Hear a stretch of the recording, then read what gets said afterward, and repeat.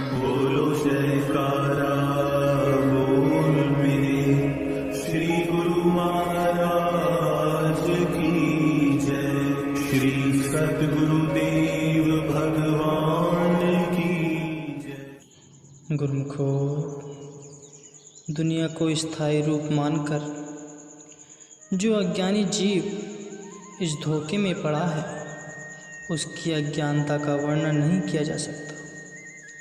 इस धोखे में आकर यह प्राणी कितना परेशान है, उसकी दुखी अवस्था का सजीव चित्र उतारते हुए सूरदास जी कथन करते हैं कि हे दीन बंधु, मैंने अपनी ज़िंदगी में अपने सभी रिश्तेदार और प्रिय लगने वाले मित्रों से सहायता पाने की बहुत आशाएं रखी थी कि ये मेरे काम आएंगे, लेकिन अंत में उसने धोखा ही खाया। हे नाथ, अब आपकी बारी है।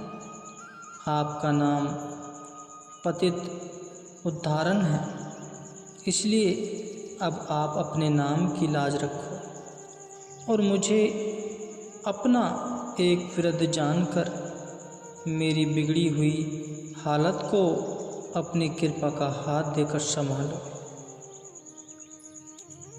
हे मेरे सच्चे हितैषी, मुझ जैसे मूर्ख ने बचपन तो खेल कूद में गवा दिया और यौवन विषय भोगों में समाप्त कर दिया, तथा अब इस वृद्धावस्था में पहुँचने पर तथा हृदय की आँख खुलने पर ज्ञात हुआ क्या कि अफसोस इस संसार में आकर मैंने क्या करना था और क्या कर बैठा।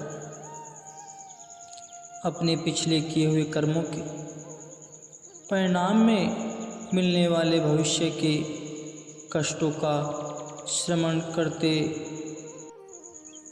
मेरी कपकपी छूट जाती है। ये गरीबों की दुख भरी आवाज़ को सुनने वाले इस समय सिवाय आपके मुझे और कोई सहारा नहीं दिख पाता। अब तो केवल आशा त्याग कर आपके द्वार पर बैठा हूँ, आप ही मेरी रक्षा करो।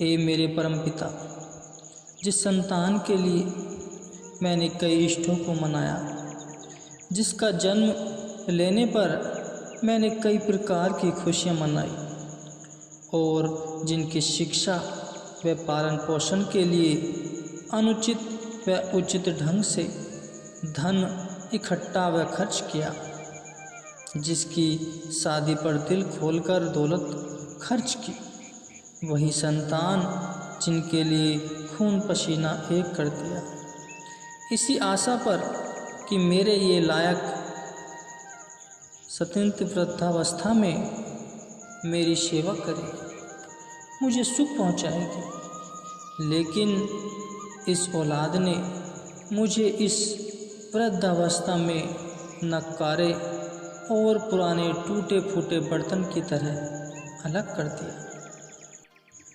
अब उन्हें मेरी कोई बात तक भी पसंद नहीं, मेरा कोई काम उनको अच्छा नहीं लगता, यहाँ तक कि मेरा शरीर भी उनके लिए भार रूप बन चुका है।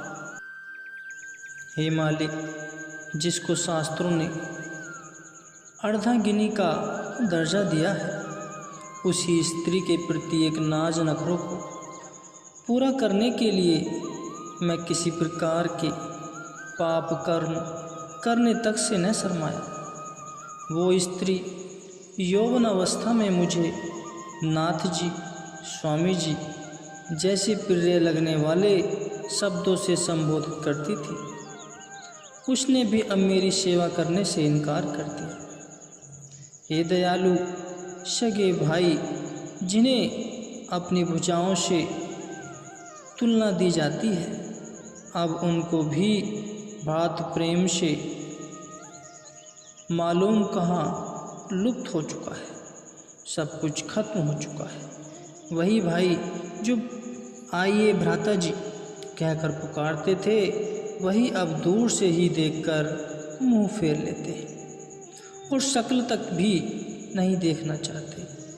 हे नाथ, अधिक क्या दुख वर्णन करूं। सभी रिश्तेदारों ने जो मुझे पीड़ दिखाई वो तो दिखाई ही, लेकिन आश्चर्य इस बात का है कि अपने शरीर की जो त्वचा है, जिसे हर समय साबुन से मल कर साफ करता है और तेल लगाकर मुलायम बनाए रखता है, रेशमी और कीमती वस्त्र पहनता, साथ ही इत्र फूले लगाकर हर समय उसे सुगंध युक्त बनाए रखता था। अब वही देह, वही शरीर शिथिल होकर मेरी जीवात्मा से विलग होना चाहती है। इसके साथ कानों ने सुनने और पाँवों ने चलने से जवाब दे दिया। आँखों से हर समय पानी बहता रहता है, जिस कारण भली भांति देखा भी नहीं जाता। भंवरे के समान काले स्याही जैसे बाल अब सिर्फ बर्फ की भांति सफ़ेद हो गए। वही कंठ जिसकी सुरीली आवाज़ को सुनकर लोग मस्त हो जाया करते थे, अब वही गला कफ्र से रुका रहता है। हे देव, अपने रिश्तेदारों की तो स्वार्थपरता को देख व अपने शरीर की इस विनस्वरता को देख मुझे दिन रात व्याकुलता सी बनी रहती है। किसी भी क्षण सुख का श्वास नहीं ले सकता। लेकिन हे नाथ, यह बात तो और भी आश्चर्य में डालने और दुख देने वाली है कि इस प्रकार अत्यधिक कष्टों के मिलने के अतिरिक्त हृदय से मोह और तृष्णा ने निकलने का नाम न लिया। दुनिया की नश्वरता को देखकर भी लोभ लालच दिल में निरंतर बढ़ोतरी पर है। रिश्तेदारों का स्वार्थ में व्यवहार और अपने प्रति उनका घृणा का व्यवहार देखते हुए भी इनका मोह बढ़ता ही जा रहा है।